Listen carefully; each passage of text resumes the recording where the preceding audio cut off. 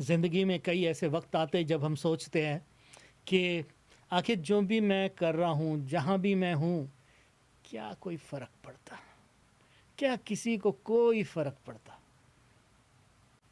या मैं जिस हालत से गुज़र रहा हूँ, भाई सबकी ठीक चल रही, मेरी नहीं। क्या कैसे कभी ऐसे अनुभव से आप गुज़रे हैं? और अक्सर हम ऐसे अनुभवों से गुज़रते हैं, इंसान होने के नाते बिल्कुल गुज़रते हैं। और ऐसा ही कुछ समय था जब खुदा के लोग जो थे वो वापस यरूशलेम आए, एक शहर जो खंडर बना हुआ था, जहाँ सब कुछ टूटा हुआ था। और बड़ी मेहनत से उन्होंने कोशिश की अपना मंदिर बनाने की, कुछ शुरू तो किया, पर मुखालफतें इतनी थी, ऑपोजिशन इतना था कि बंद कर दिया। और फिर कई सालों तक छुआ ही नहीं, अपने कामों में लग गए। क्या करते, अपने घर बनाने में लग गए। और ऐसे समय में खुदावंद जो है वो दो नबियों को भेजता है, हग्गई और ज़करयाह। हग्गई उन्हें कहता है वापस खुदा के घर को बनाने का काम शुरू करो। ज़करयाह भी उनको वही कहता है, पर साथ में ज़करयाह नबी जो है वो बताता है तुम जो कर रहे हो उसकी अहमियत क्या है। और वहाँ से लेकर प्रभु यीशु मसीह का आना, उसका द्वितीय आगमन और उसका अनंतकालिक राज्य, उन सब के बारे में ज़करिया नबी बताता है। तो ज़करिया एक ऐसी पुस्तक है जो बहुत ही अहमियत रखती है। नए नियम में कई बार ज़करिया को नए नियम ने कोट किया है। किसी ने मुझे कहा, मैंने गिना तो नहीं, पर कुछ 40 के ऊपर बार ज़करिया कोट किया गया है। तो इतनी अहमियत ये किताब रखती है। तो आज के पॉडकास्ट को वेलकम करता हूँ मैं आपको। आज हम सिर्फ देखेंगे ज़करिया की किताब आखिर है क्या। और जब नबियों की किताबों को हम देखते हैं और ख़ासकर नबूवतों को हम देखते हैं, तो एक चीज़ समझना ज़रूरी है कि एक कंटिन्यूस कहानी जैसी ये नहीं चलेगी, क्योंकि इसके अलग अलग हिस्से होंगे और हर हिस्से का अपना अलग भार होगा, वजन होगा, उसका टाइम होगा। और कभी कभी कुछ प्रोफेसीज़ जो है, कभी ऐसे लगता कि एक के पीछे एक है, पर काफ़ी वक्त के बाद है। एक चित्र मैं आपको बताना चाहता हूँ कि जब नबी एक चीज़ को देख रहे थे ना, तो वो कई चीज़ों को देख रहे थे। उनके विज़न में कई चीज़ें थी।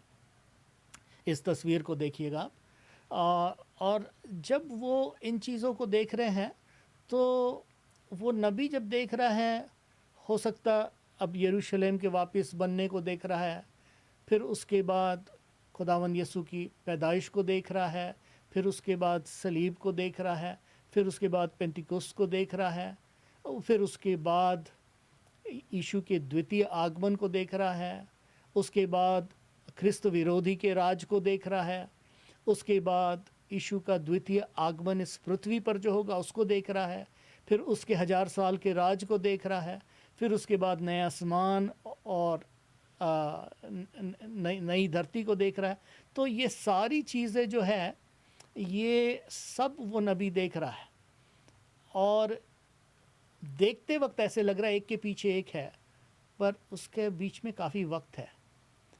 और सब कोई जो पुराने नियम के नबी थे, उनकी नबूवत जो थी वो इसराइल के संबंध में थी, और उन्होंने यीशु के आमद को ज़रूर देखा, पर उसके बाद कलीसिया के जीवन को नहीं देखा। और जो भी कलीसिया की बातें हुई है वो यीशु मसीह और उसके शागिर्दों ने की है। मतलब थोड़ा सा झलक कहीं आपको मिलेगा, बट जो मूल बातें हैं वो खुदावन यीशु ने और उसके चेलों ने कही। और इसलिए सारी दुनिया रुकी थी मसीहा के आने के लिए, मसीहा के पैगाम के लिए। आज हम पुराने नियम में हैं, तो जाहिर है कि हम ज़करिया नबी की किताब को पढ़ रहे हैं, उसके ऊपर ध्यान करें। इन 14 अध्यायों को पढ़ें, 3-4 बार पढ़ें, क्योंकि उतरने को थोड़ा समय लगेगा। पहले तो उसके 8 दर्शन, उसके बाद एक 9वां दर्शन, और उन दर्शनों में हम कई बातों को देखते हैं। और उसके बाद हम इस बात को देखते हैं कि खुदावंद बार बार अपने लोगों से कहता है कि तुम्हारी जो लड़ाई है, तुम्हारी जो यात्रा है वो आत्मिक है, तुम बाकी लोगों जैसे नहीं हो।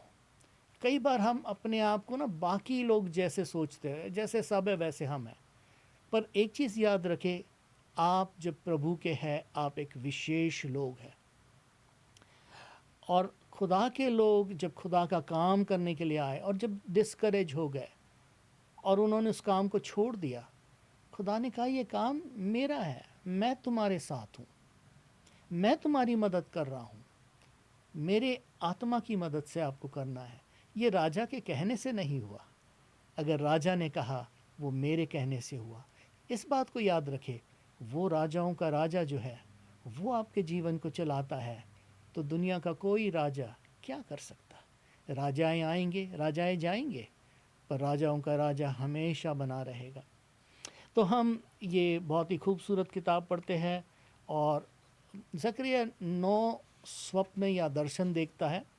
जो पहले दर्शन में देखता है कि एक घुड़सवार है जो मेहंदी के दरख्तों के बीच में घूम रहा है, उसके साथ और भी घोड़े हैं।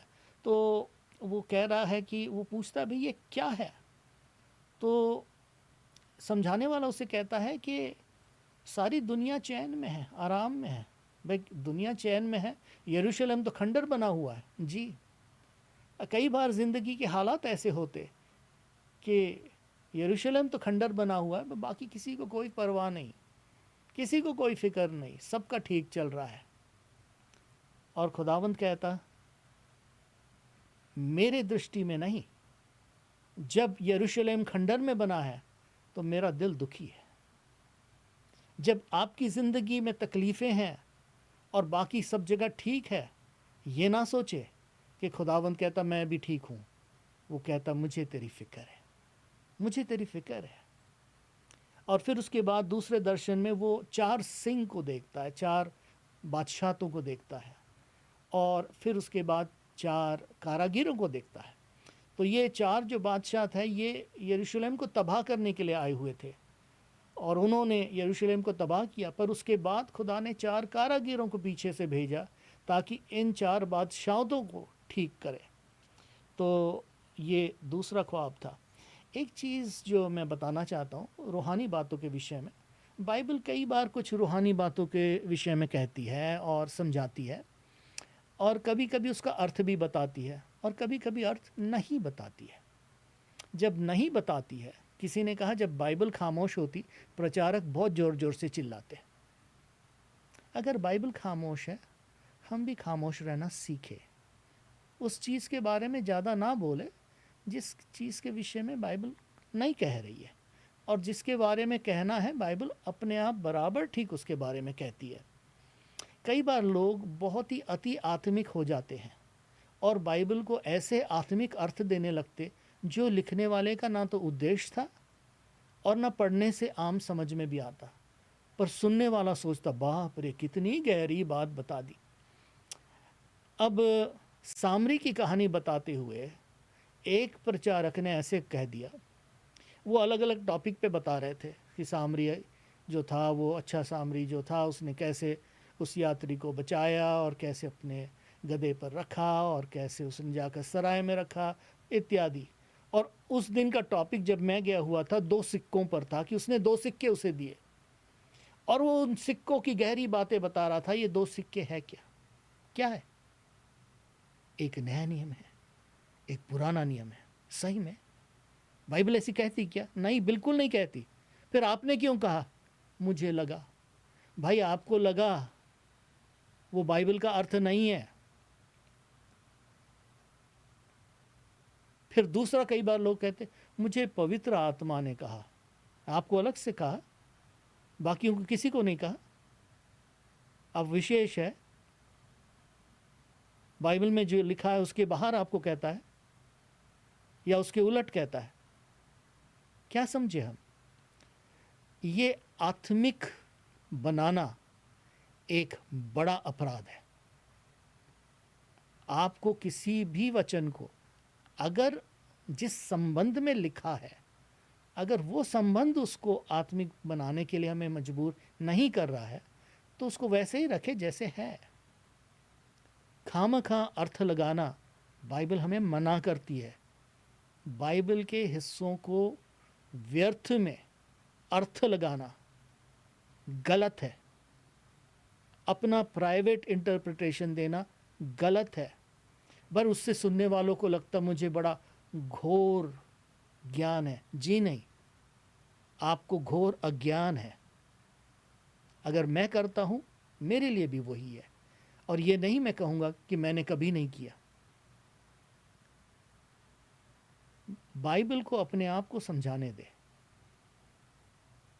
बाइबल को अपने कॉन्टेक्स्ट में ले, अपने संदर्भ में ले। क्या लिखा है उसको समझे, उसके आगे थोड़ा पढ़े, उसके पीछे थोड़ा पढ़े, ताकि आपको समझ में आए। अब हम इस तीसरे दर्शन में जाते हैं, और तब वो एक नापने वाली डोरी लेकर के यरूशलेम को नापता है, और वो कहता है यरूशलेम जो है उसको, उसकी लंबाई चौड़ाई नापी जाए, और ये कि इतने लोग यहाँ रहने वाले हैं। तब तो खंडर था ना, पर इस दर्शन में देखिए क्या देख रहा है, इतने लोग यहाँ रहेंगे कि दीवार के बाहर भी लोग होंगे। दीवार की बात तो अभी आई नहीं, अभी तो दीवार है ही नहीं। पर देखिए दर्शन में प्रभु ने क्या बताया उसको। तो कई बार खुदावंद हमें आने वाली बातें इसलिए बताता है, इसलिए दिखाता है, ताकि खुदा हमें एनकरेज करे कि खुदा का प्लान जो है बहुत बड़ा है, और हम कई बार उसको समझ नहीं सकते। फिर उसके बाद चौथे दर्शन में वो यहोशू को देखता है, जो हाई प्रीस्ट था, जो महायाजक था। वो गंदे कपड़े पहना हुआ है। अब महायाजक ने तो अच्छे कपड़े पहनना चाहिए, महायाजक के अच्छे कपड़े होते हैं, पर वो गंदे कपड़े जो है वो पाप को दर्शाता है कि सारी मानव जाति पाप में है, और किस तरीके से उसके गंदे कपड़े बदल करके उसको अच्छे कपड़े पहनाए जाते हैं। और ये दर्शाता है किस तरीके से परमेश्वर हमारे जीवन को परिवर्तित करता है और हमें नया बनाता है। फिर उसके बाद वो लैम्प स्टैंड को देखता है, चिरागदान को देखता है। उसके 7 मुंह हैं और 7 उसके हिस्से हैं। और पर साथ में क्या देखता कि 2 जैतून के पेड़ है, ऑलिव ट्रीज, जिसमें से पाइप लगे हैं और जिसमें से तेल अपने आप आ रहा है। एक बड़ा अजीब सा दृश्य है, क्योंकि ये तो याजक का काम था कि रोज इस दीपक में तेल डाले, और अब तो वो पाइप लगे हैं, वो तो फिर लगातार ही चलते रहेंगे। अजीब एक दर्शन था। और परमेश्वर कहता है ये ज़ोर से नहीं, ये ताकत से नहीं, पर मेरे आत्मा से, मेरे रूह से ये काम हो जाएगा। और परमेश्वर इस वक्त ज़रुब्बाबिल को और यहोशू को, दोनों को एनकरेज करता है कि अपने ज़ोर अपने ताकत से आप ये काम नहीं करोगे, पर मेरे रूह से ये काम होगा। और ये आपके और मेरे लिए भी सच है कि जो भी काम खुदा ने हमें दिया है, वो काम अपने ताकत से हम नहीं करेंगे, और हमें ना ही कोशिश करना चाहिए, पर यह जानना चाहिए कि खुदा की रूह हमारे मार्फत काम कर रही है। कई बार हम सोचते अपनी ताकत से हम करेंगे, हम खुद कर लेंगे, और ये भूल जाते हैं कि काम खुदावंत का है। अपने ताकत से हमें नहीं करना है, क्योंकि जब अपने ताकत से हम करने का सोचते हैं, हम घबरा जाते हैं। और फिर छठवां और सातवां जो दर्शन है, वो जजमेंट के बारे में, न्याय के बारे में। तो उसमें वो देखता है कि एक बहुत बड़ा स्क्रोल या एक बहुत बड़ा पत्र टाइप का, जिसके आगे और पीछे दोनों पर न्याय लिखा है, जिस पर सारे दुनिया के देशों का न्याय होगा। तो आने वाले दिनों में भी बाइबल कहती है एक समय आएगा जब परमेश्वर इस दुनिया का न्याय करेगा। और फिर वो एक स्त्री को देखते हैं, जिसको एक बास्केट में वो उठाकर 2 स्त्रियां उड़कर ले जाती है, और वो भी बुराई को दर्शाता है कि किस प्रकार परमेश्वर बुराई का भी न्याय करने वाला है। और आखिरी में फिर 4 रथों के बारे में हम देखते हैं, जो बताता है कि परमेश्वर जो है वो सर्वज्ञानी, सर्वसामर्थी, सर्वव्यापी परमेश्वर है। तो ये इस प्रकार से ये जो दर्शन है, इन दर्शनों के बारे में हम पढ़ते हैं। मैंने बहुत ही सारांश में बताया, और आगे इसी किताब में जब हम आगे बढ़ते हैं, जो दूसरा हिस्सा अगर हम देखेंगे तो फिर वो आने वाले मसीहा के बारे में बताता है। किस प्रकार मसीहा आएगा, मसीहा की आमद के बारे में जो नबूवत हम देखते हैं ज़करिया में बहुत ही खूबसूरती से है। और फिर उसके बाद किस प्रकार से खुदावन जो है वो खुदावन यसु एक गधी पर सवार होकर के यरूशलेम में दाखिल होंगे, उसको ज़करिया कहता है देखो तुम्हारा बादशाह हलीमी के साथ आता है। और ये नबूवत है। लगभग 500 साल पहले खुदा ने ज़करिया को आने वाली चीज़ें बताया। लोग निराश थे, क्या हम इस मंदिर को बना रहे हैं, वो सुलेमान के मंदिर के कंपैरिजन में कुछ भी नहीं है, क्या टिकेगा भी, इसका क्या है, इसका कोई कोई पर्पस भी है क्या, हम तो बना भी नहीं पा रहे, आधा ही हमने छोड़ दिया। पर ज़करिया बता रहा है कि खुदा का जो इंतज़ाम है वो अनंत कालिक है। तुम तो अभी यहाँ थोड़ा सा देख रहे हो, पर कहानी यहाँ ख़त्म नहीं होती, ये सिलसिला यहाँ पर ख़त्म नहीं होता, ये कहानी आगे बढ़ती चले जाती है। एक दिन मसीहा आएगा, वो अपनी बादशाह स्थापित करेगा, उसके बाद मसीहा ने फिर आना है, उसके बाद हमेशा के लिए उसने अपनी बादशाह कायम करना है, और यरूशलेम में उसने एक अनंतकालिक मंदिर बनाना है। और तुम जो कर रहे हो ये इसकी एक शुरुआत है। कई बार ज़िंदगी में हमें इस बात को समझना ज़रूरी है। फिर उसके बाद वो अपनी एक नबूवत में बताता है कैसे 30 चांदी के सिक्कों का दाम दिया गया मेरे लिए, और ठीक 30 चांदी के सिक्कों में यीशु बेचा गया। किस प्रकार यीशु छेदा गया, तो 12वें अध्याय में हम देखते हैं कि वो उसको देखेंगे जिनको उन्होंने छेदा था। किसको छेदा था? हम यीशु मसीह में ये सारी नबूवतें पूरी पाते हैं। किस प्रकार भेड़ चरवाहे को मारो तो भेड़ तितर बितर हो जाएगी, किस प्रकार उन्होंने चरवाहे को मारा। इस प्रकार से हम सारी नबूवतों को पूरा होते देखते हैं। और ज़करिया जो नबी है उसकी है तो किताब छोटी 14 अध्यायों की, पर ये पैक्ट है इन सब भविष्यवाणियों के साथ। और हमें खुदा क्या बताता है?